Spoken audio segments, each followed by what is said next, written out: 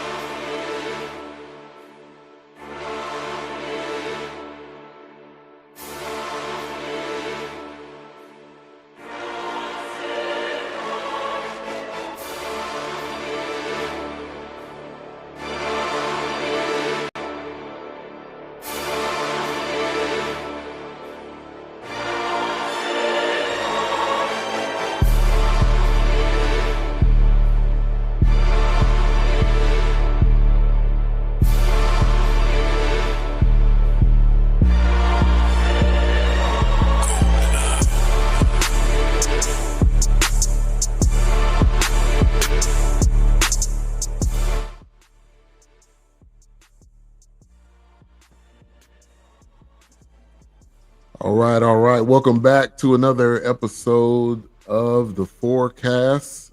Why does it not say we live? Hold on a minute. It's all good. Why is it doing that?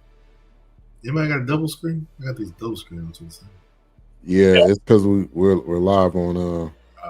Instagram too. Yeah, we hold on.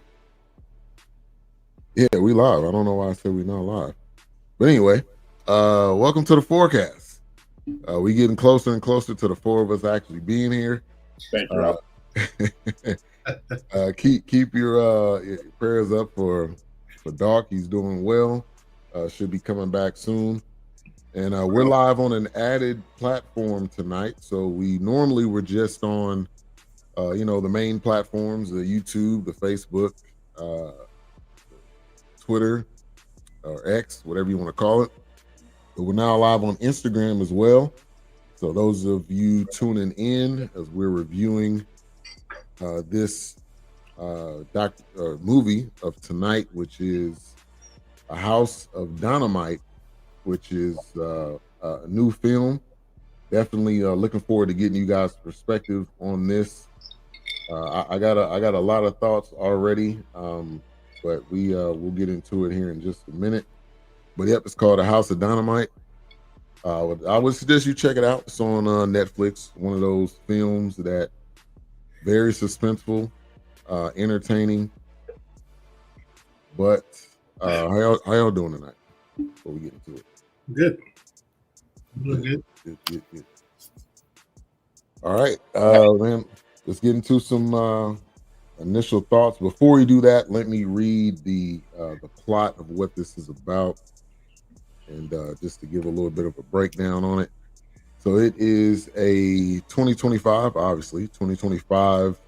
American apocalyptic political thriller directed by Kathryn Bigelow and written by Noah Oppenheim. The film features an ensemble cast: Idris Elba, Rebecca Ferguson. Really a great star-studded cast. Its plot follows the U.S. government navigating an official response to a singular nuclear missile launched by an unidentified enemy. Came out this year, was at the Venice Film Festival, so it's definitely one of those type of films that people have been checking out. But let's get into the initial thoughts. Whoops. I'm used to her style of directing because The Hurt Locker was one of her first, and then Zero Dark 30, which I loved. That last scene where they were, I don't know if that was real or not, because that last scene in Zero Dark 30 when they infiltrated Osama bin Laden's estate, I was like, nah, this is real activity right here, man. This ain't no movie. This is business right here. It's real activity. But I'm used to her style. James Cameron's ex-wife. I remember when they were kind of going at it. Yeah, they were kind of going at it. What was the name of that sitcom back in the day? That Cameron? Was it the Titanic? Yeah. Oh, okay. I thought you were talking about the 80s, 90s actor. No, he's talking about that's Kirk Cameron. That's Kirk Cameron. Yeah, he's nah. James Cameron. Mr. Titanic, Mr. Avatar, which is kind of interesting because that year in the Oscars, Hurt Locker was going up against him and Avatar, so that was pretty interesting because they were kind of like making it awkward and all that. But I enjoyed it. I mean, it was one of those things where I knew it was going to be kind of like they. It's like her style is like they always keep the protagonist like off the screen for a while, like or it's always you guessing who's who is it, right. Who's really the problem, all that right. And some of the characters never really take off. You might see them like once or twice, and then you're like, why are they even in here? Like, what are they doing? You know, but yeah, I thought it was okay for what it was. I mean, if she throws something else out there, I'd definitely watch it. Yeah.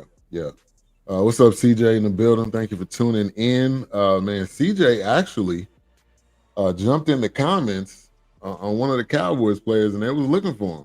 I mean, I don't know. Hopefully you're all right, CJ. CJ don't play, man. If they losing bad, he gonna let you know they losing bad. He'll let them know they losing bad. Right. But for me, man, it was a thriller. The suspense was on point. My only issue was the ending. So all I put down was a thriller with no ending because it didn't lead to. I mean, they left you wondering, but I don't need to be wondering. Just show me what it is. I didn't really have too much of a problem with the ending because if you watch the credits, you can hear the bombs going off. Yeah.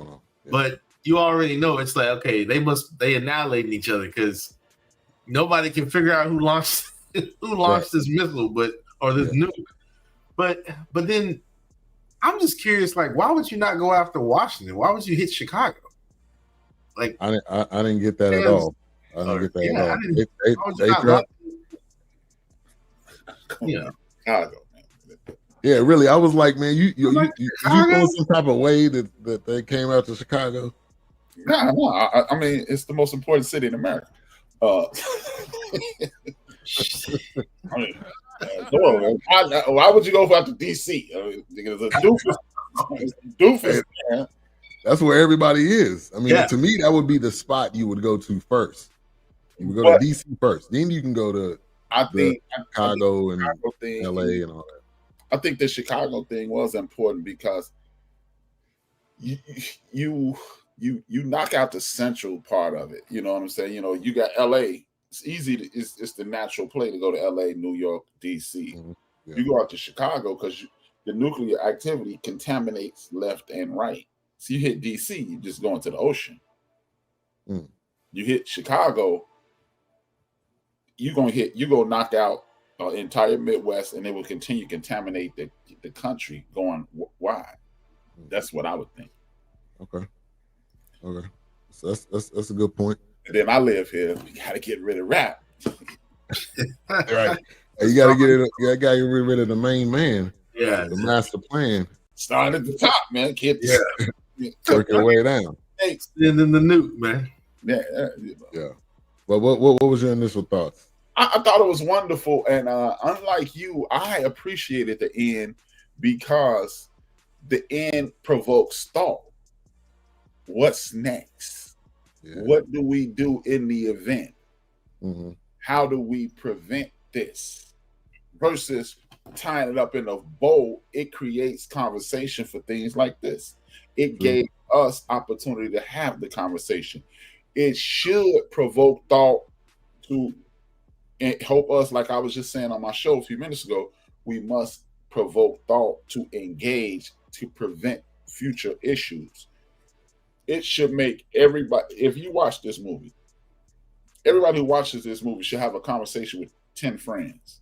And they should have a conversation with 100 friends. And they should have a conversation with 500 friends. And then we should start going to our political people and saying, hey, y'all, this should never happen. Right. Yeah. That's really where the conversation should be directed to. Because they're going to be the ones really having to make the decisions. Right, because then if you tie it up in a bow, it's oh well, and like you said, you heard those bombs, and if you are anything that's resembling a human, you should go, oh my god. Right. So I enjoyed that aspect of it. Yeah, and they didn't necessarily have to put it in a bow, wrap it up, but I feel like they didn't even show what happened in Chicago. You just assumed based on everything they said, based on their movements, based on their reactions. But the ending part, I'm cool with. Idris Elba making a decision, and whatever he made it. Yeah. But I would have loved to seen the Chicago part. Like, okay, let's show this, so then we know. Yeah, for sure, like what's going on. But see, that's the thing, man. Leave it to your imagination, and it's way worse than they can ever make it. Right. Which I get it, and that is good too. But I think some films, I don't know, it would just be the kiss. It's just that visual aspect. Yeah, you could add that in there. But takes away from it. I think. I like it. Okay, imagine. Picture Chicago in your mind. Yeah. Now picture a nuclear weapon hitting Chicago. What's left? Nothing. Not much. See? So they couldn't, right? They couldn't have made it worse than you just said it. Worse than you just imagined. That's a good point. That's a good point. Now, the first thing I was thinking was this right here. This was very similar, which I didn't finish watching this, but Paradise. Yeah. And maybe this was like I definitely wanted to touch on this first. This is probably the precursor to Paradise, because Paradise was they were already already underground. They were already the nuke had already hit. And now they're building underground. So A-Trap, I know you were big on this. Talk about that parallel. Yeah. First, we gonna vote you off the presidency. He ain't watched Love. Hey, I did. Now, Paradise, I only watched a couple episodes. I ain't came back to it. Oh man, you gotta finish Paradise. That's my bad. What is it? Before you watch that? He's on fire. Election year is next year. You better get your act together. But I do see the similarities in Paradise, and see, like you said, you summed it up. It's the prequel to Paradise. It's why you need Paradise. Yeah. That's why I said, like, we don't know what happened in Paradise, but we just wondered. Right. And then they showed that spooky nerd alert, spoiler alert. Then they show it at the end when people didn't really die. Right. Oh, really? Right. Yeah. They were living underground for nothing, or the. Yeah.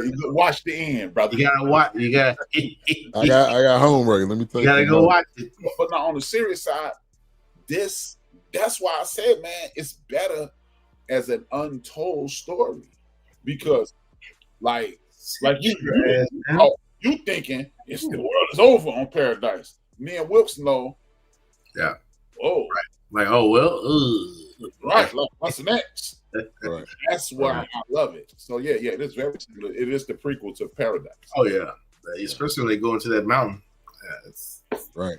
The mountain was the underground, to this one. But that's a good point though, because in Paradise immediately you don't get any backstory, so your mind's already trying to figure out what happened. Then they had the murder in there too, so that even adds a whole nother, a whole nother spin to it. And then when we talk about A House of Dynamite, there's different characters. They got the female character Rebecca Ferguson. She's calling her husband like, just drive west. And he's like, what the hell's going on? And you got the other guy, sound like he was dealing with a family issue. And then you can see how he's hard on his team.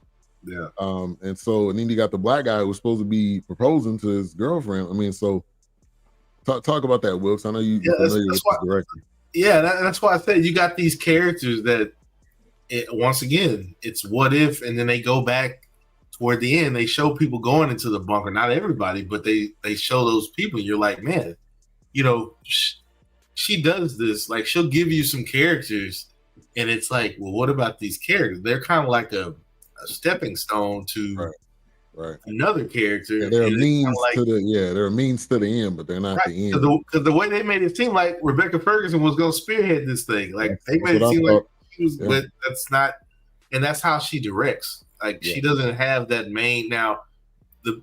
She has a main character, but she puts these other characters out front first. That's kind of like that movie with Kevin Costner. It's a Western. He wasn't in the movie until almost damn near. You were almost like 2 hours in. Almost you were almost like an hour and something like that into the movie. You're like, where's Kevin Costner? But he was building a story to that, to kind of building these characters up. Because when he come back, these characters are gonna play a critical role later. But she does that, and I found it kind of interesting. But also, like you said, you kind of that imagination. You're just like, did they make it? I mean, we know they weren't anywhere close because some of them, like they had an Alaska facility, and where was this other facility at? Did they during the bombing? While the bombing is happening, it's like, okay, did they get the shelter? How many shelters are there? I mean, you make it seem like there's only one mountain to get to, and did they have to travel? Did they get helicopter? You don't know. So it's definitely one of those things. Like you said, it makes you think about, like, you gave me these characters, but you didn't really expound on them. But Paradise, another parallel. It's kind of like that lady with her kids. Mm-hmm. It's like, hey, if me and my children, I got to survive. I'm the architect. It's like, if anybody survive, I got to survive. Yeah, I'm the one that built this place. Right. So that kind of thing, But I thought it was from. It does kind of leave you like, as you go on, you're like, wait a minute. But then it's like, okay, well, now the president's in view, or he's kind of on screen, and now it's just pretty much focusing on the president and his relationship with his wife, and she's out of the country and how she does. Right. She was in Kenya. Right. And then to your point, Wilkes, I think you said this at the beginning. His screen, it's like he was on a Zoom, but his camera wasn't on. Right.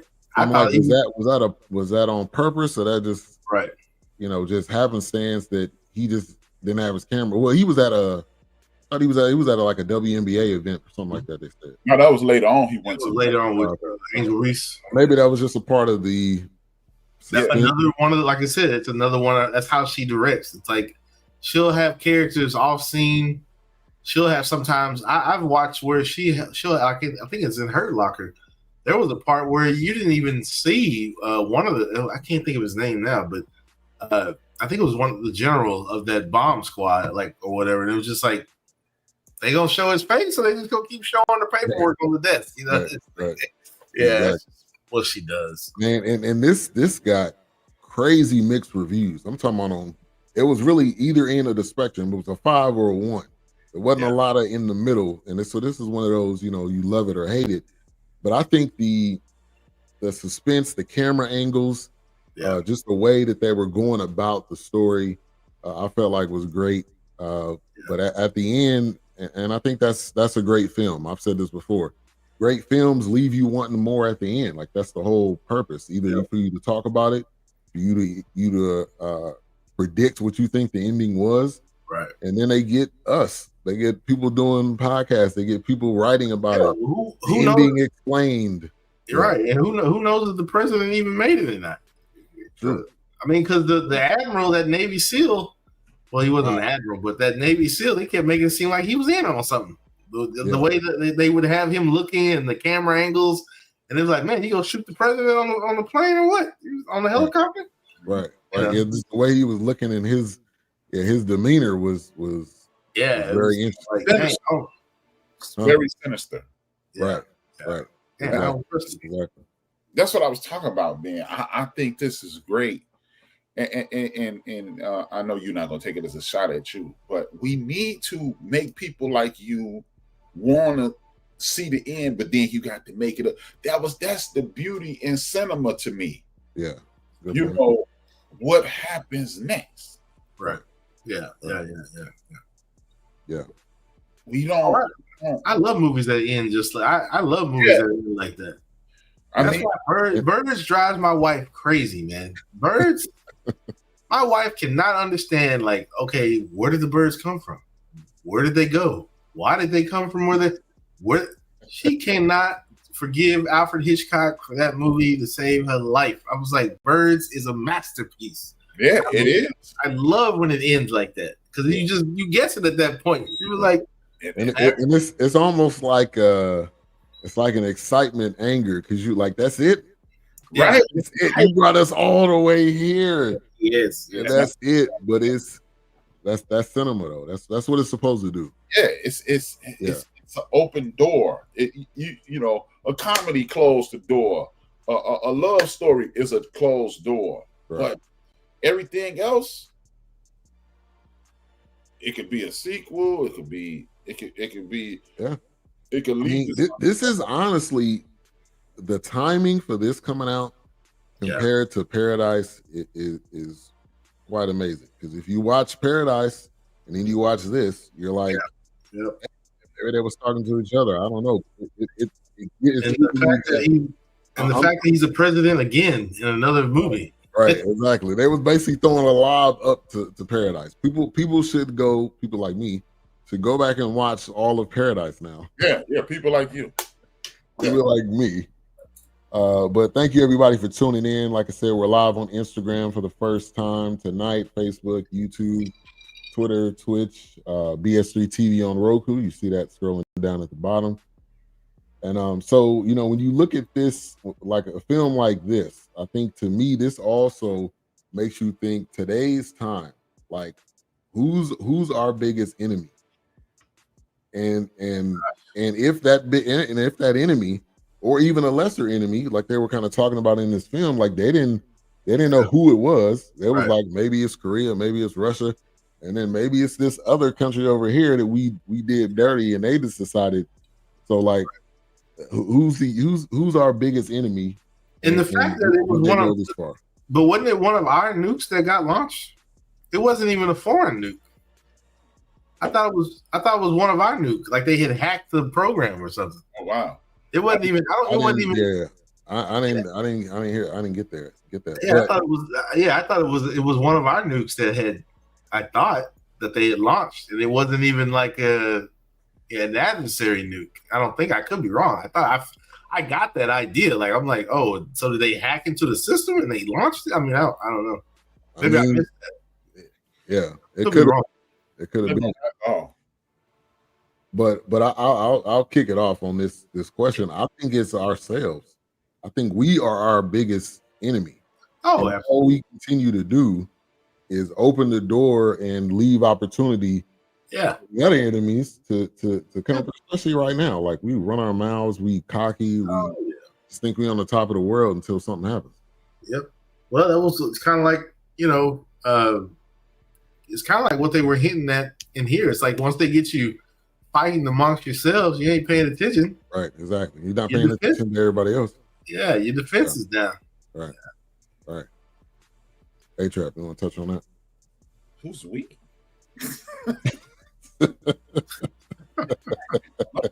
Oh, man. Yeah, but it is. It's coming to a point where, you know, we've picked on so many people. The United States has picked on so many people. I'm not weak. No. The United States has picked on so many people that you wouldn't know, because even the current regime, they're talking down to people. They're talking real reckless, and you don't know where it's coming from. Right. And then that makes Chicago even the more obvious choice, because it's easy for us to get New York and LA, but we're gonna get you right here. Yeah. To let you know. Yeah. And see, that's what I was telling one of my coworkers. It was like a place like Iran, they don't need to hit you next week, tomorrow. They're very patient. They'll hit you 10 years later. Mm-hmm. And then you'll be wondering what the hell happened. Sneaky too. Like they'll train for years learning how to drive trains.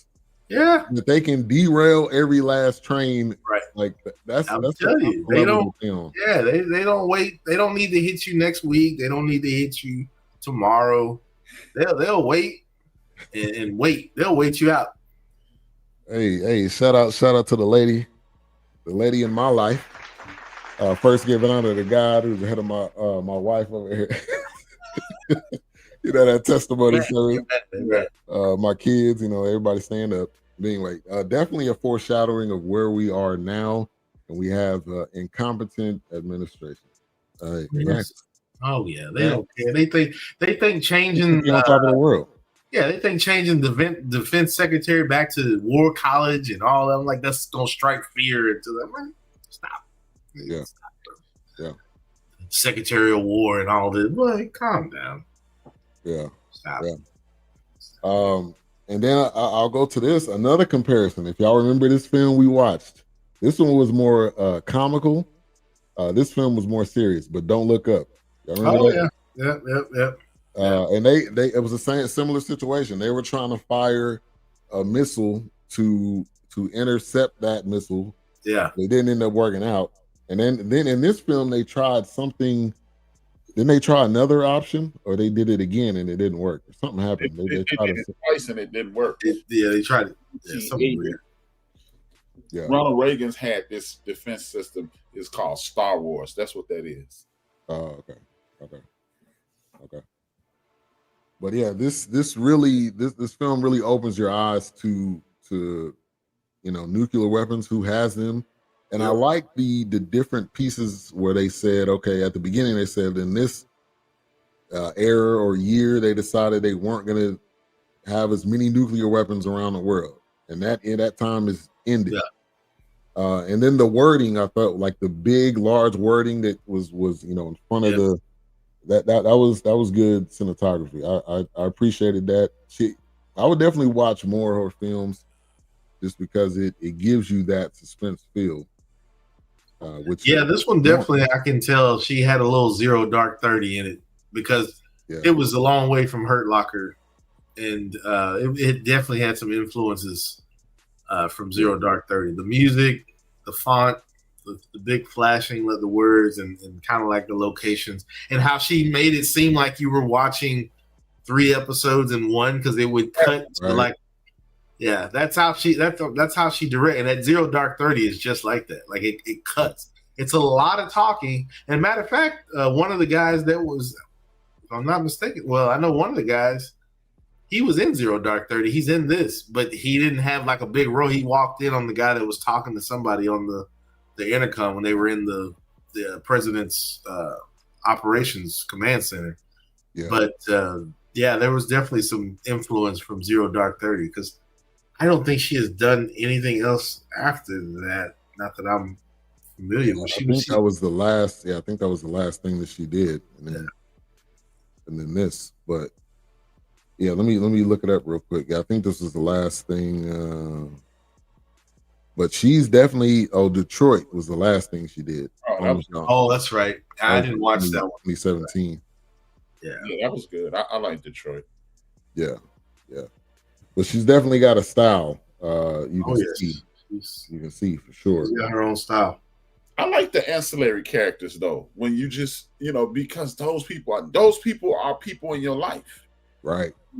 That's a good point. You just, it might like okay, for us, we do the Fourcast every week. Let's say we'll hold this dog.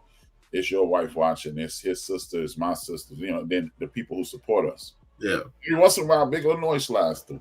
Right. Right. Drop a gem and then he keeps going, and then this person slides through, and so I think those people are necessary because that's how life works. Right. Yeah. They are the pieces in life that you walk by, that you see, the people that you don't see all the time, but you see them, and so those they're pieces to the story. Like, and you have to have that, I think, in order to tell a story. What was the biggest wow moment for you guys? I think when it launched, damn, he's starting out quick. The biggest wow moment for me is when I think he's the Secretary of State. That's what I'm assuming he was. And he called his daughter to warn her, and she wasn't accepting of it. She kind of dismissed him, and he just played it off like it wasn't nothing wrong. He stood tall to his position, but then when it came down to it, he walked off the roof of the White House. Yeah, man. Yeah, that was like, wow. The way he was kind of like frozen in time, looking at that screen. I was like, oh, he finna do something. He finna do something. And it was just calmly, like he walked past the guys and they were like, "Where are you going?" And don't worry. It was just one of those that you wasn't gonna expect. You didn't think was gonna happen. Not like that. I thought he was gonna shoot himself. Like that. Right. And that again, that's what makes a film. We doing good, CJ. Hope everyone having a good night. We appreciate you. Cowboys on a bye week, so I don't know. You don't have a lot to necessarily yell about, but don't worry because they play this week. So you'll have plenty of content.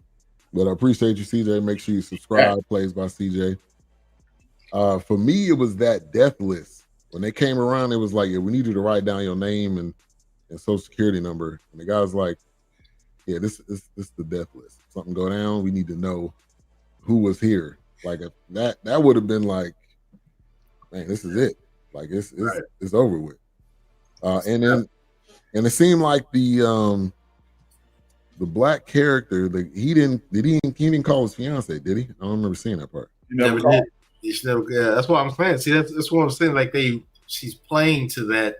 Now, as the bombs are falling, it's like, did they make it to safety? Did they get to where they needed to be? So that's why I was saying, like, she directs like that. So that's her MO. Yeah.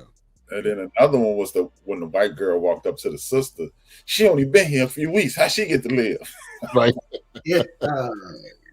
My wife was like, slap that lady. Yeah. Like, tell your ass. Hey, I'm with her, man. Yeah, man. Tell your ass, man. I'm fully invested in my 401k. Why can't I live? Right. Exactly. Why she get to go? Right.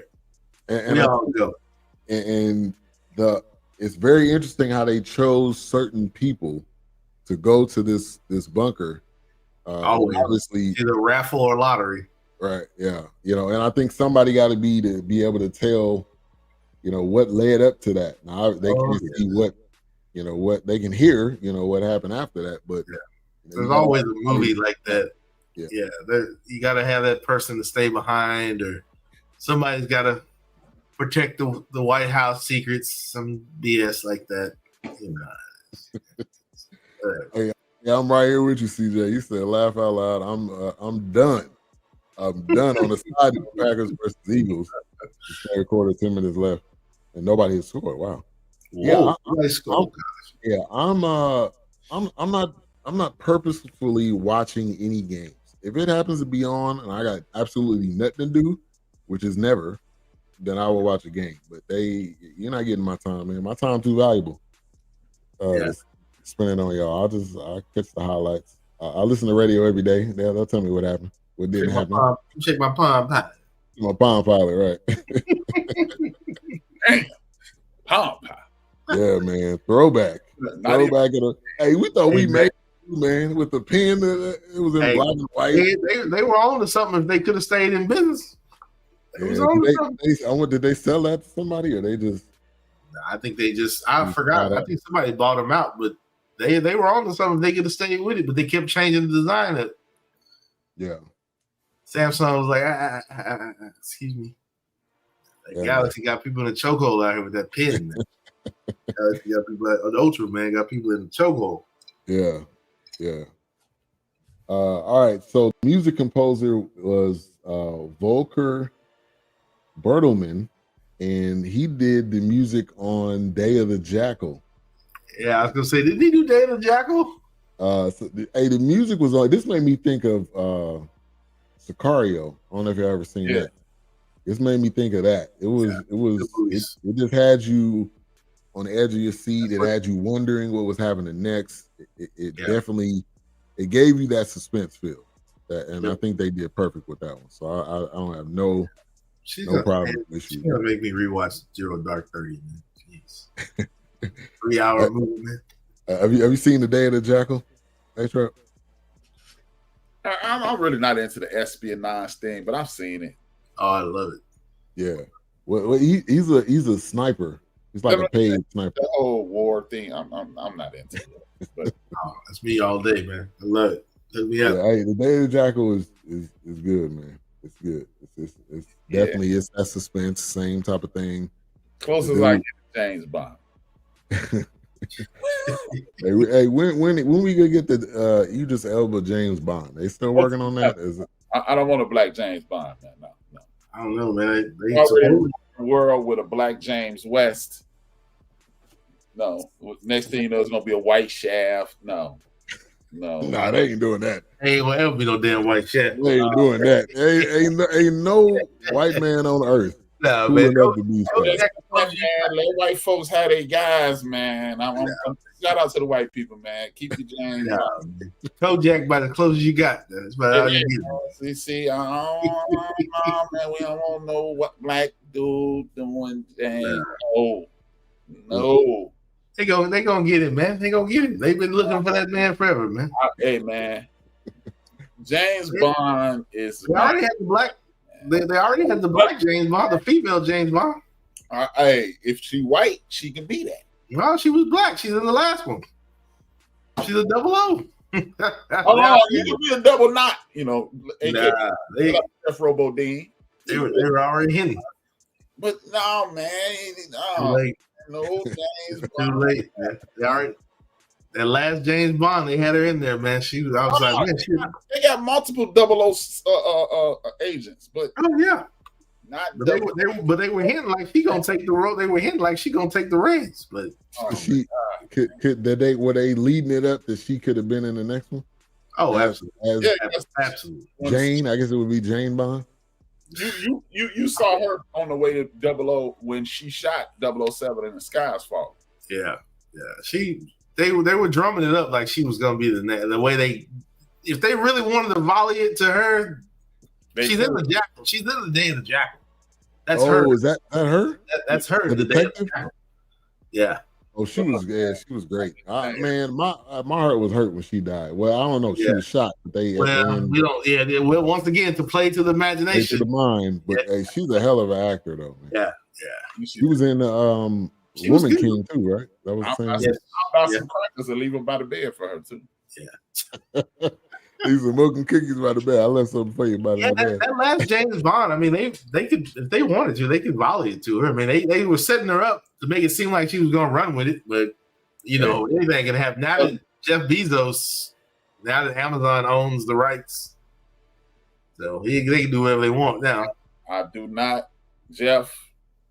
I don't shop with you a lot already. You bring a brother into that, man. Now that they own it. No, don't do it. No black James Bond, man. Hey, he can do whatever requires the most. Next thing you know, it's gonna be most benefit to him. The most money they can make, he can go after that. There's gonna be a white collar. When they talking about Damon, what's the guy's name from Snowfall? Damon Idris. Oh, they wanted him. Yeah, they were looking at him too. Yeah, they were looking at him. Wakanda, man, not James Bond, man. They've been trying to get a black Englishman to play that role. And this is one of them that they're not gonna rush. They go patiently wait. They gonna get the guy. And they gonna call what's his name? Coogler gonna come in and direct it. They already dropped the ball in like 1987, 89. Thunderball. It took them 10 years to make Pierce Brosnan the damn James Bond. He's been on this show called Remington Steele, and the whole world was like, he could be the next James Bond. It took him forever, what, 98, 95? It was like the Pacquiao Mayweather fight. They waited too long. Yeah. They old. Yeah, he was getting up there in age. Now he's in every damn thing. Right. Yeah, really. Even sappy comedies. He did something like sappy comedy, rom-com on Netflix. Well, we got a little bit of that from Doubtfire when he was the new boyfriend. Oh, right. True. I forgot. A remake of Steve McQueen movie. Cincinnati Kid. Something about a crook when him and Rene Russo. No. It ain't Rene Russo. It's man. Oh, it's not the big. Oh gosh. Something about a heist or something. Yeah, what's it called? I want to say it was the big game or the big something. Something. Yeah, man. I can't think of the name. Yeah. What's his name? Pierce Brosnan. Yeah. He's in is it Mobsters on Paramount? He's in Mobsters right now. Yeah, I mean he's that guy. Like in anything he's ever been in. Yeah. He's he got a movie on Netflix where it's him and Jackie Chan, I think. Is it Jackie Chan? Really? I think it's Jackie Chan. But they got Pierce Brosnan. He's like the bomber in there, and they trying to like track him. I think it's Jackie Chan. The movie is crazy, man. I'm just saying. Yeah, it's a McQueen remake, man. I can't think of the name of it. I'm looking it up now. Is it called The Big Heist? It's called The Big something. Something along those lines. Yeah. What I got his movie list. What year you think it was? Maybe 89, 90. The Fourth Protocol? No. Mm-mm. I don't know. The Deceivers? No, probably not that. No, I'd have to look it up. I don't remember that one. I can't think of it. It's Thomas Crown Affair. Oh, okay. Yep. Yeah. I forgot about that. Yeah. That was a great movie, but don't look back to the point. No black James Bond. Yeah. I mean, you open up a can of worms, it's gonna be a white Harlem Globetrotter. It's gonna be a white shaft. Nah, they know better. They already got to sign a contract. They can do a white Shazam though. They can do that. The Shaq Shazam I'm talking about. Jim Carrey. Put Jim Carrey in there. Yeah, man. Don't let white folks have their thing, man. They already messed it up. Will Smith is James West. James West is the coolest white boy on TV, man. You can get Will Smith playing. And Wild Wild West was trash, man. That's what I'm saying. He would have had a white dude. Wild Wild West was trash. Mel Gibson play that role. Like, they're done with it. Yeah, they could have had a racist on there, man. They was tripping on that one. They was trying too hard. Was that before his Men in Black, or was that right during that time? Was he? I think it was right. Yeah, it was right around that time. He was making his own music videos for the movies, and then he was writing his own soundtracks. And Look, he passed up the Matrix for that. Yeah, he passed up the Matrix. Yeah. Wow, holy airball, like they. Wow, man. Yeah, that was no white Batman either. No black Batman either. Nah, I don't need to do that. I don't need to do that. They already got that in the comic books, and they already hinting toward what's his name playing a black Superman, which they do have in another universe. Oh gosh, what's his name from Sinners?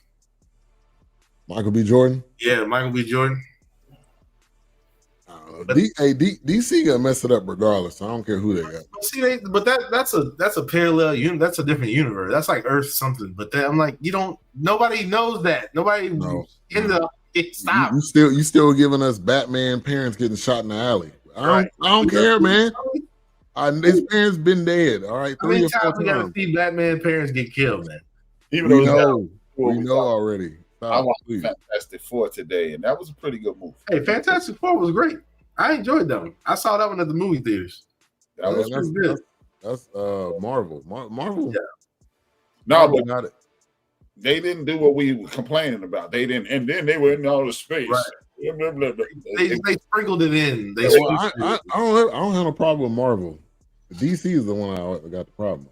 We know when they went to space, they had a freak accident. We know. Yeah. All right, let's get back. They didn't make Reed Richards a goofball this time. Right. They made him. Yeah. They made him the way he needed to be. Yeah. Reed Richards might be the coolest dude in the history of comic books. Right. They got him there. The goofball Reed Richards. I don't know about that. Yes, great joints, and he had a bad chick. Yeah, man. What's all that matters, man. So what did y'all think of the Jake Barrington character? The dude that seemed to, I don't even know where the dude came from. He just kind of came out of nowhere. He was the deputy national security advisor, and he was just running around like he had all the answers. Like, I'm like, once again, that's what I'm saying. It was just like, what is this? Because even the lady at the reenactment, the Civil War reenactment, that was like completely random. Like they went to her for some questions. Next thing you know, it was just like, it's my day off. It was like, it's a bomb about to hit Chicago. It's my day off. Right. Get your day off. Looking at some damn reenactors. Man. We don't need to see that no more. That's a whole other thing. That's the real life. That's the real people, though. You're right. You're right. Yeah. Yeah. But I like the Barrington character because he was the opposite view. It seemed like really of everybody. Right. But nobody really seemed to listen to what he had to say. And then your mind starts to wonder, but maybe he was right because bombs going off. But I mean, what would you do? What would y'all do in that situation if you were the president and there's a missile to hit Chicago and there's a guy telling you, don't react, just let it go and things will be fine. That's right. I kind of agree with him because if you strike wrong, you end the world. Right. Yeah. Because like they said, they were guessing at who it was. So you may be hitting the wrong person. Yeah. And see, that's why I thought in the beginning they had made it seem like the program had gotten hacked and they had launched one of our nukes off the coast of Alaska, but I guess that wasn't the case. Well, they opened it up basically saying that they thought it was a test from another country. Yeah. Because they were testing missiles. I don't know. I think it was Russia. North Korea. That's what they're currently doing. Yeah. North Korea always launches some damn missiles. I get notifications from Japan.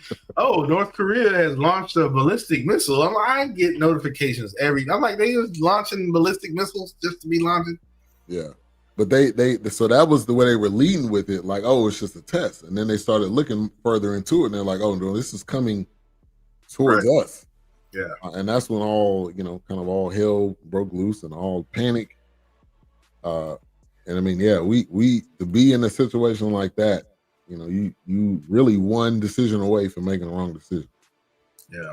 Oh yeah, absolutely. That's why they were like, just like right now. Now this has nothing to do with, well, maybe it does indirectly. So of course we heard that, our current president wants the Panama Canal back. Why in the hell are we launching military training in the jungles of Panama? That's a blatant, you know what you're gonna do, man. It ain't gonna work. We see what you're doing, man. You come out here talking about I need the Panama Canal. The man said, nah, you crazy. Now now the Pentagon is launching training in the jungles of Panama. Man, stop, bro. You ain't finna go to war with Panama, man. You're gonna have problems, man. You just cut it out, man. Stop, man. Stop. So it's like we can't make those mistakes and go after people that we think, oh, well, is it Russia? Is it China? Or was it North Korea? It's like, man, you go. Every last one of them got allies too. So you hit the wrong person. Yeah, you hit the wrong person. It's not gonna go how you want it. Right. You punch the goose to your cousin in the face. The goose right, exactly. The cousin come around the corner. You like, what you got to? I mean, what you got? Yeah, exactly. It's too late then. It's too late. You about to catch them hands. Yeah, you better slow down, man. I see it in real life. It was this one guy. He was a relatively tough guy, and he wasn't no bully, but he was a guy who was known to be, rough and tumble. And there was this other guy in the neighborhood who was known to be a exterminator. Oh.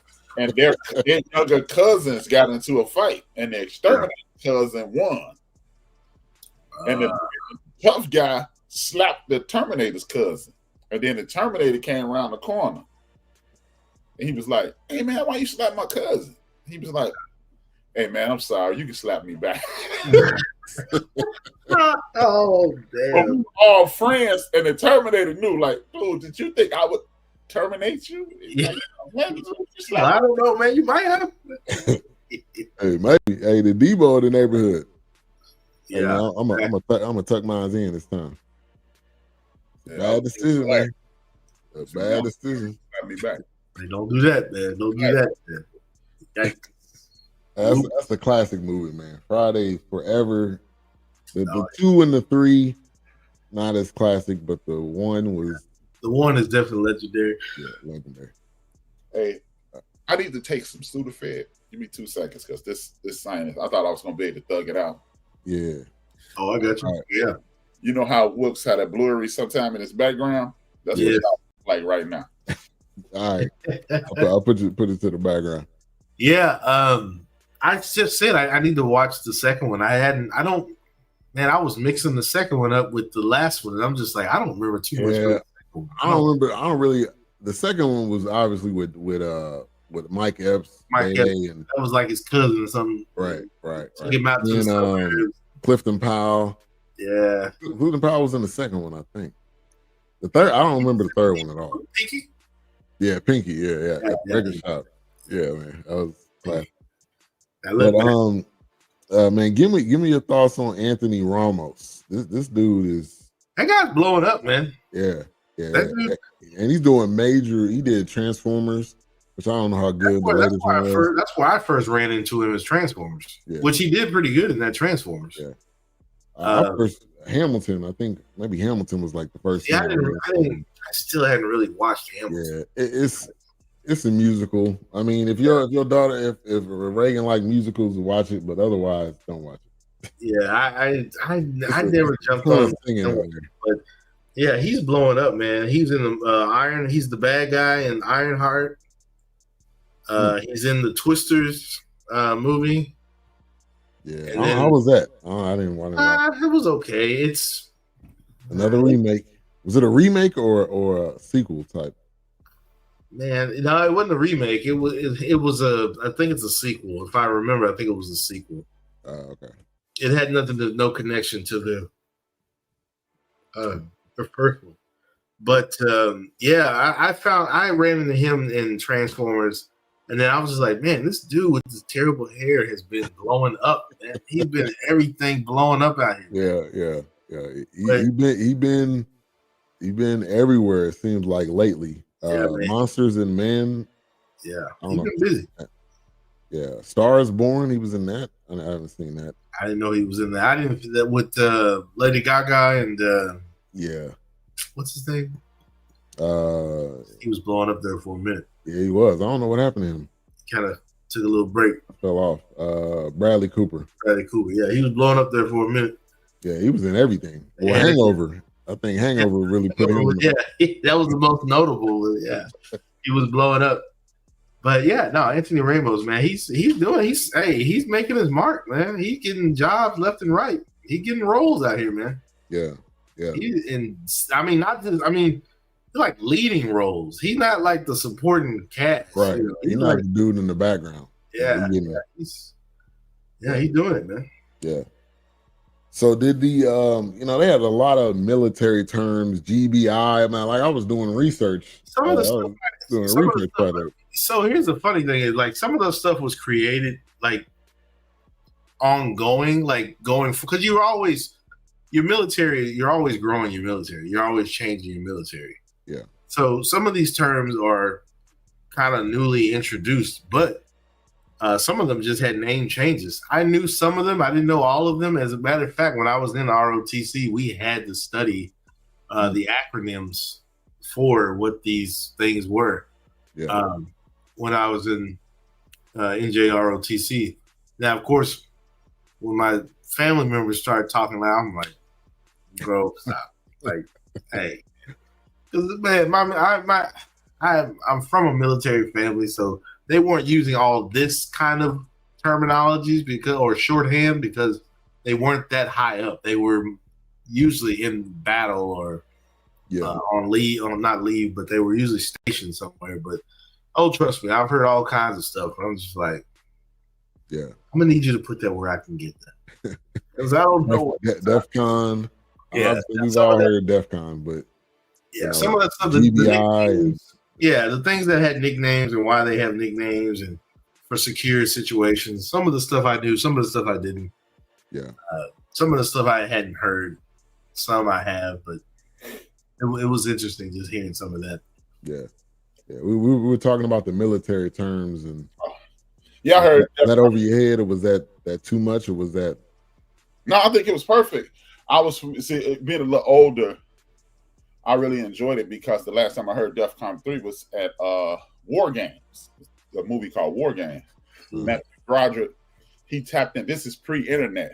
He tapped into what became the internet and thought he downloaded a game, but it was actually he tapped into the military and set a game called got the name, it was called Missile, and it was and he was like, we're gonna play global thermonuclear war, and he literally tapped into he had his computer interface with a military computer, and they were about to launch all the nukes throughout the world.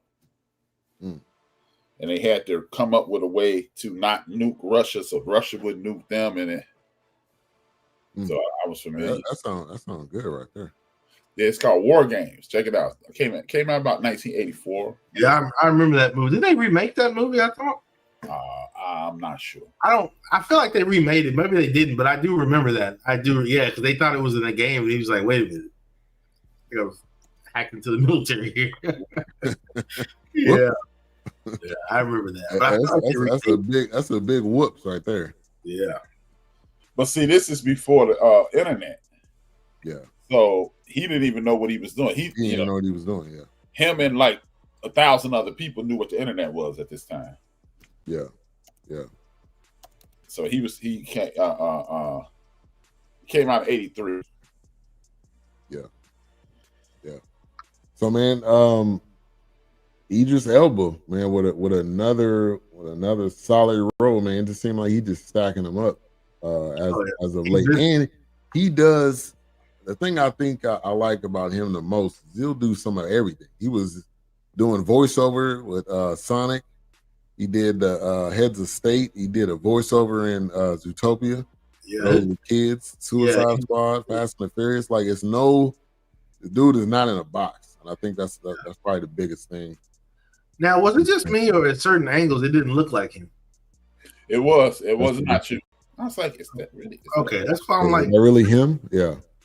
Yeah, at certain angles it didn't look like him. I'm just like, is this a stunt double? Like, what they forgot what happened? Yeah, and maybe it was just he getting older. Maybe that's what it was. But yeah, it was certain angles. Was like, is that him? I'm like, damn, they in the Congo. It wasn't like somebody. I'm done with you, man. It was like it looked like they had some diplomat from the Congo at certain angles, man. I was just like, what is this? I'm done. No comment.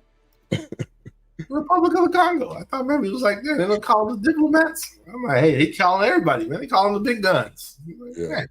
Well, I'm not. We're going there. I was like, this ain't the right movie, man. What movie is this? Like, it didn't look like it. Yeah, you don't know that one, buddy. Nah, it's okay. I don't mind. Yeah, I'm good. It's just, I was just like, man, this is an African diplomat or something. I was kind of like, this don't look like Idris Elba right here, man. Who's this? Maybe it was a stunt devil because maybe they ran out of time and they was like, all right, we got to get this other guy here. It had to be a stunt double because at certain angles, I was just like, what movie am I watching now? Who is this? This really wasn't.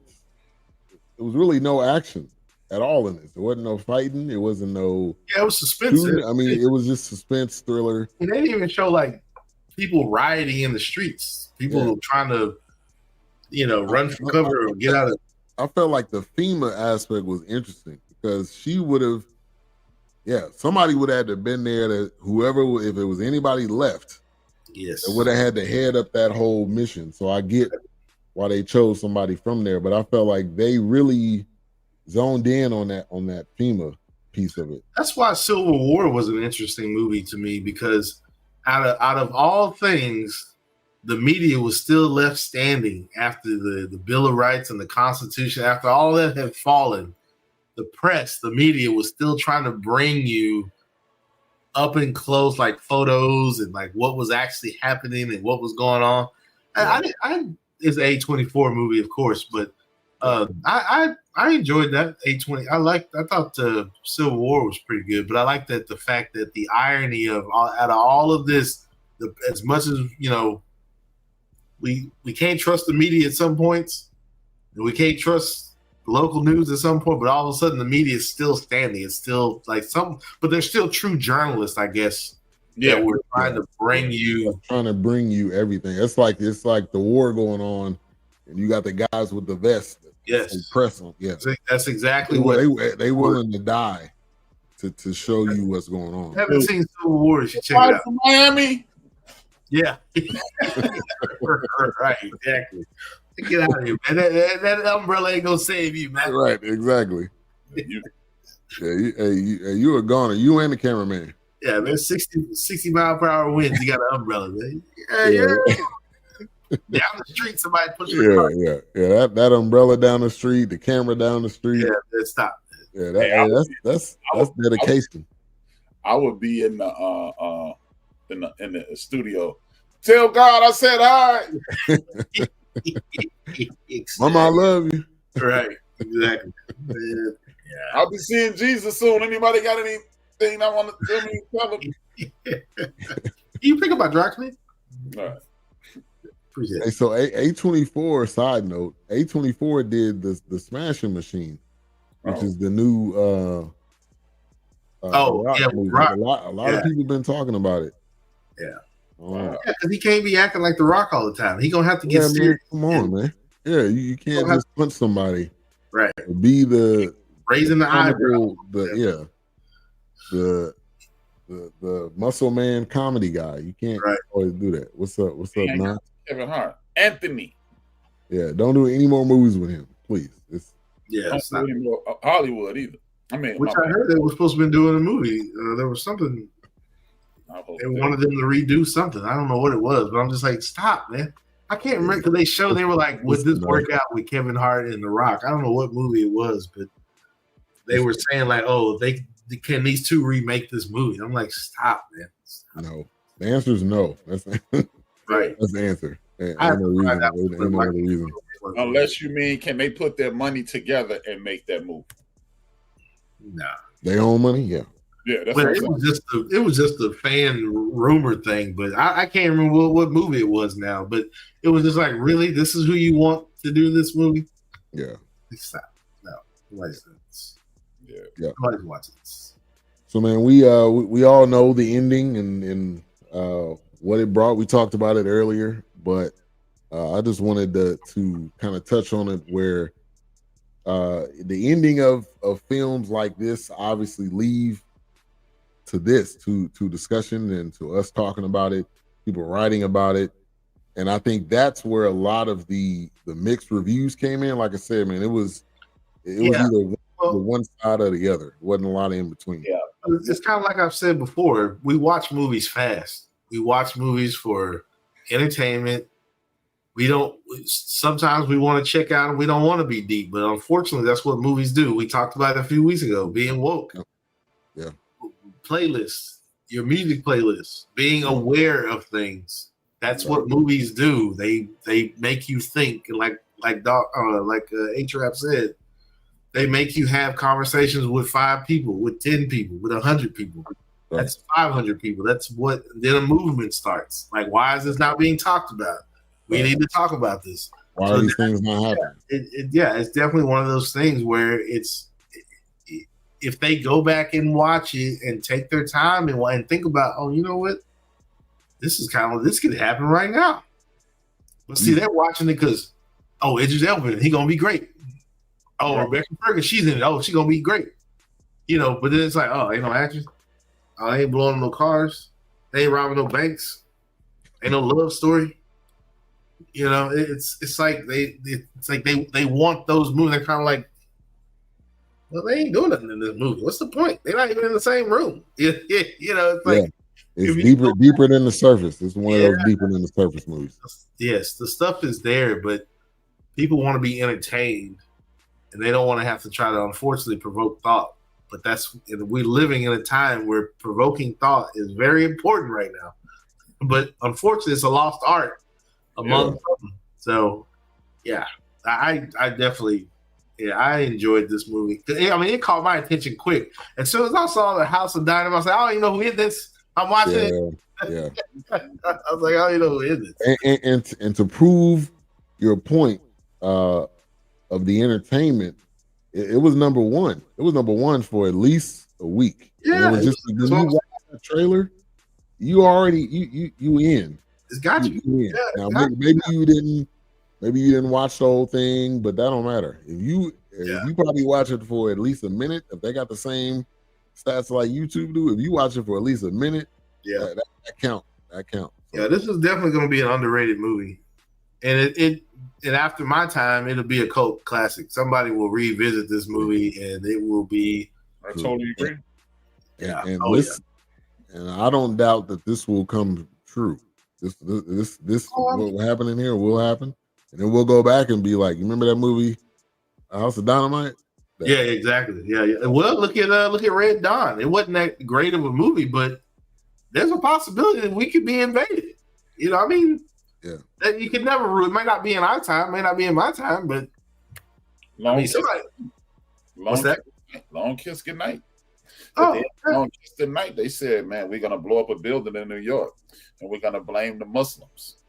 You can't make up 3,800 people dying. 3 years. That's what I'm saying. That's why, that's why I tell my son, like, when these movies, I was like, nobody just sit in a dark corner and said, "Oh, I'm gonna bring this concept. I'm gonna do this." No, it was inspired by whether it was a small act and it was put out real quick, or it was created by a catastrophic act that is lingering and has ripple effects. Yeah. And like we've been talking about imagination, you take something that happened, your imagination, you put that together, and then there you go. You got right. It's like Jeff Daniels, where he said, like, if you go back and watch Newsroom, Newsroom is the spitting image of what is happening right now with the media, the administration, and just the air and just the level of politics right now. Newsroom is, man, I think that's on Netflix, right? I mean, I think that's back on HBO to watch, I think. But Newsroom, just that opening monologue, that first scene, that first episode, where he's kind of like sitting on the stage and then he's just sick and tired, man. He's tired. Yeah, I'm telling you, man. Newsroom. That might be the greatest news television show in the history of TV. Yeah, Newsroom is definitely it. And it was slept on. It Really was. And he even said, which I ran into one of his interviews again, where he had said that if they brought it back today, he said he can't even imagine how it would be now. They wouldn't be able to keep up, because it's like it's constantly changing. Things are constantly. It's almost like a Law and Order, but Newsroom. They're gonna pull everything from actual articles. Right, They're gonna pull things. Yeah, they're gonna pull it from current events. There's no way we can keep up. He said, because there's something always changing. There's something always. He's like, we would be out of our minds trying to keep up with what's happening in today's political environment. Like he would love to do it, but he just knows we won't be able to keep up. Like this. So it was a news show, like about a CNN type. Yep. AVA News Network, and the one thing about them, you know how it'd be like H-Rap shot Ben. Yeah. But then the real story, H-Rap shot through Ben's shoulder to save Wilkes. Yeah. And the whole world was H-Rap shot Ben. And then and they would just wait on the story to tell the truth. The real. They would wait till they collected all the information before releasing the story. They just didn't want to jump on A-Trap shot Ben kind of thing, or something like that. They didn't want to. They were gonna be like, there was a guy standing next to Ben who had a gun on Erica. He didn't know H-Rap had a gun, so H-Rap had to shoot through your shoulder to kill him to save your wife. But CNN, MSNBC, Fox, H-Rap shot Ben. In a minute they gonna go arrest H-Rap. They would just like they the news now. Yeah. They just take the low hanging fruit and they run with that, no matter if it's true or not. And they don't try to come back and course correct either. They run with that thing. Yeah, they run with it. That's what they said. They want the hottest news and they want it now. And what leads? Well, hey, what do you say? If it leads, it bleeds, man. Yeah. It was wonderful, man. You should, if you get a chance. Well, add it to your list. All right, exactly. Let me write that down. Yeah, the Newsroom, man. Put it on your backlist, man. Yeah, put it on there. All right, man. So let's get to some final thoughts. Mike, rating. Before we do that, let me read the ratings. 6.4 out of 10 IMDb, 76% Rotten Tomatoes, 75 out of 100 Metacritic. Not bad. But hey, that trailer. There was another film that was on there on Netflix. Man, it was a war film. I'm trying to think of the name. I watched it like one Saturday night. I couldn't look away. But it was they were kind of in the woods, and they were I'll think about it, but they were in the woods and they were kind of they were on a mission, and then they ended up getting ambushed, and they were trying to get back, and then Russell Crowe was talking to everybody through his headset. He was like the let me see if I can find it real quick. That sounds familiar, but I don't think I know. But anyway, yeah, this is one of those where if you catch that trailer, it's no way you're not gonna watch it at some point. It's just one of those that you're gonna watch. So for me, I'm gonna give it a 3.5. I think it was good, not necessarily great, but it was good. Left you on the edge of your seat. You know, and it's no better than that. No better film to leave you thinking and wondering and talking. So yeah. Hey, Trap. I'll give it the exact same thing for the exact same reasons. Yeah. All right. Yeah, I'm gonna say this. Yeah, same for me too. I mean, it's right there, and we just said it. It's like the imagination aspect of it. It doesn't need to be anymore.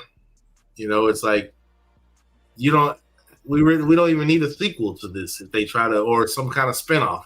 Yeah, no. Nah. It's definitely, like I said, her style of directing is what I like. I mean, like I said, it definitely had some elements of Zero Dark 30. I didn't watch Detroit. Thumbs up again. Why do I always get this effing thumbs up? I don't know. Eh? Somebody like you. But yeah, I her style of directing, I enjoyed. Actually, I have the Hurt Locker over there with Zero Dark 30. But yeah, no, I think it was, like I said, it caught my attention, just the name. I didn't even watch the trailer just yet. I was like, oh, what's this? Then I clicked on it. Then I'm like, oh, I gotta watch this. Start. I had someone refer it to me a month ago when it first came out.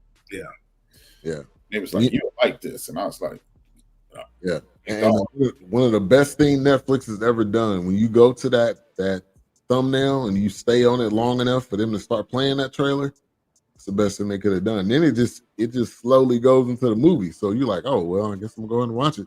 Right, exactly. You got me here now. Yeah, you got me here now. Even though I gotta go to work in a couple hours, I'm gonna go ahead and still watch this. Yeah, we'll roll it.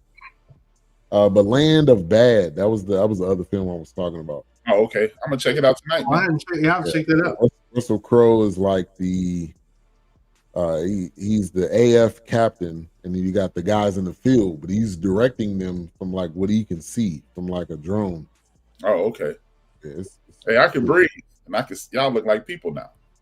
Y'all don't look like this. It look like we got Blur. Yeah. All right, so thank you everybody for tuning in. As always, we appreciate your support. And man, coming up next week, and unfortunately, it's my anniversary, so I'm not gonna be here, which I hate it because I definitely want to.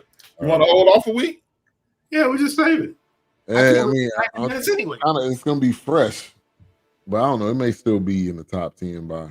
I'm 1,000% sure it'll still be in the top 10. Yeah, it's still Eddie Murphy though. All right, let's wait then. But being Eddie, let's play this trailer real quick. We'll come back to end things. But man, we need this. The only disappointing part.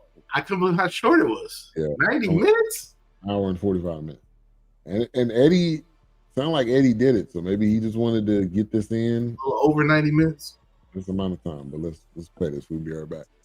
Oh man, this definitely needed to happen. Almost past due, but I think it's the right timing though, man. He's done everything we could possibly want him to do. So I'm 100% looking forward to that. So not next week, but the 24th, we will do Being Eddie. What about that, Wilkes? Next week. Yeah, we can do it. What? Fantastic Four. Fantastic. Okay. Yeah, we can do it. Cool. My boy Galactus finally on the screen. My boy Galactus finally out here. Is that it's on Disney? It's on Disney. Yeah, I think it came out like over the weekend. It came out Saturday, and then cool. All right, let's go ahead and close this out, A-Trap. Before you do that though, talk about what you touched on today. I talked about the way to build a community, and basically I laid out a blueprint on how to build a community. You have to be informed, and then you must identify the problems. Then you must have instead of looking for friends, get a comrades. See, comrades is a word that is only bandied about in political situations. Your comrades have the same agenda as you. They are not your friends. And we must identify family, community, nation, and then we'll be able to identify, and then now you understand it, like us, we're part of the same community. Me and my children and my lady's children, and then that is our family. And then us, we're the community, and then we're the nation up under that. And then there are certain people like our Latino brothers and sisters, the Jewish brothers and sisters, our working class white brothers and sisters of all sex. They are comrades. And I believe Black people want everybody to be their friend, but they have their own agenda. They're not wrong for saying, yeah, okay, y'all got that, but this is what we need. Right. And we don't want to differentiate between friend or community, clan, and comrade. And that's what we need to do. The information is knowing what you do, identify what you don't know and what power that you need. Like, for example, two of the biggest arguments in the United States of America when you are working class and Black are, I can't vote because I'm a felon. I want to participate, but you get stripped down to nothing once you make an offense. And I think we should change that. That way you'll be a full citizen. Because how are you gonna tell me I'm 18-year-old H-Rap and I'm in a situation where I'm surviving, not living, and I choose to sell narcotics? That's a young man's decision. Yeah. 40-year-old H-Rap shouldn't still be paying for that. If I've gone to the penitentiary and I got out, I was an ideal prisoner, and then I'm an ideal citizen, and now I'm not eligible for a student loan because I made a stupid. But then you're gonna tell me simultaneously that my brain isn't developed fully until I'm 25. So you're gonna hold an 18-year-old decision against me? Yeah. And then start reinstituting information about vocation. One of the things about vocation, like, sorry, I got off. So you fix that felony thing, and then child support. It shouldn't be weaponized. Child support shouldn't cripple either parent. It should be exactly what it is: the support of the child. If we can send $40 billion to Argentina, we can help Miss Jackson and Mr. Jackson take care of Junior Jackson with that child until they get on track. When you look at places like Germany, I know of this man. He Somalian and American, right? They both parents are Black, but one of them from Somalia, one of them American. He was born in Germany. He got caught selling drugs here. They deported him back to Germany. He doing the same thing over there. But here's the difference. When he went to penitentiary in Germany, they gave him a voucher to obtain when he got out. They gave him a key to an apartment and a voucher to go get a bachelor's degree. He's killing it now. Mm-hmm. So is it crime and punishment, or is it crime and rehabilitation? So we can get those things done in the event that we engage. We must engage with our past, our present. We must, what is called Sankofa, understand your past so you know where you are right here, and then you can move to the future. Then identify who's against you. Like today, the Democratic Party sold us out totally. Yeah. Sold working class America out. Period. for a promise. They didn't even get anything. For a promise. Right. You got the president doing everything wrong. Everybody mad at the other party, and y'all gonna cave. So now we need to engage with each other. You know, we need to have a conversation, and then the everybody in your clan, everybody in Will's clan, everybody in my clan need to come together and have a conversation, and then we build a structure from there, and then we prepare for the future. And that's what I talked about today. And it's just sad, you know. Today was a line to me. The government drew a line in the sand. That to me they said, yeah, y'all could have power, but we're not gonna allow you to have that power. Right. You could really take over this thing, but now we're gonna fold. Then just after off a midterm election, and this is what you're doing. Right. You get more people in the House. You literally are about to take over the House of Representatives. You're literally about to take over the Senate, and then you go, well, you know, no. You have every union in the United States of America mad at this group, right. And you go, well, let's work together. No, you don't do it that way. No, right. You don't catch your significant other in the bed, catch her stealing, and then right when the divorce court go, well, maybe we need counseling. No, it's too late. No. Too late now. So crazy. And that's what we did. So I said, man, we stop looking for friends, look for comrade. Comrade is a person with the same political view as you, same agenda as you, and you are walking in lockstep with them. But when they get what they want, you get what you want. Go to your neutral corners and just cool out. Yeah. So that's what I talked about today. All right. Make sure to check that out. The End of the Bench Media. Let me get that scrolling down at the bottom. And no matter how good 2 oatmeal cookies are, don't drink whole milk when you're older than 40, else you'll get a sinus headache that will not stop. Hey, I'm surprised you ain't got more than that. Yeah. I would rather have more than that than this. Because more than that does not hurt. Yeah. This hurts. Yeah. All right. Go ahead and close us out. No milk. Don't do it. No milk, no whole milk, no matter how good those oatmeal cookies. Shout out to the people at Matt's. Y'all make great oatmeal cookies, but 2% is all I can get. But that being said, we will see y'all. He Wilkes, I'm Rap.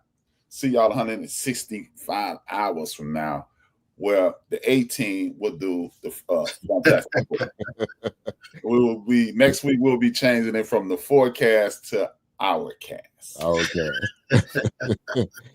The A-team, we getting rid of this guy who don't watch shows. Fashion, and we watch things and rework the schedule, man. Yeah. All right, y'all. All right.